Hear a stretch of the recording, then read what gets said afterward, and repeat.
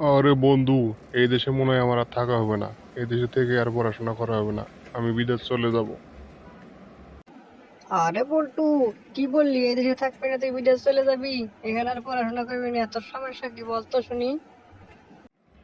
তাহলে শুন বন্ধু, কেড়ে থাকতে চাইতেছি না। এই যে আমরা রাস্তাঘাটে চলাফেরা করি, কখন জানি এসে ছিনতাইকারী ছুরি মেরে চলে যায়, তার কোনো গ্যারান্টি আছে? মনে কর, যেই দেশে একটা পাথরের নিরাপত্তা থাকে না, মানুষ মানুষ পাথরের লোভ সামলাতে পারে না, সেই জায়গায় আমাদের নিরাপত্তাটা কোথায় বল? আসলেই তো বন্ধু, তুই সঠিক কথা বলেছস। যে এই দেশের একটা পাথরের লোভ সামলাইতে পারে না, পাথর কিন্তু চুরি হয়ে যায়, তাহলে তো এই দেশে আমাদের কি নিরাপত্তা থাকবে? তুই একলা কেন বিদেশ যাই পড়াশোনা করার জন্য? আমিও যাবো বন্ধু তোর সাথে, আমাকে নিয়ে চল। আমরা কি চাই সাধারণ ছাত্ররা? যে আমাদের দেশ শান্তিপূর্ণভাবে থাক, সবাই মিলেমিশে আমরা চলাফেরা করি।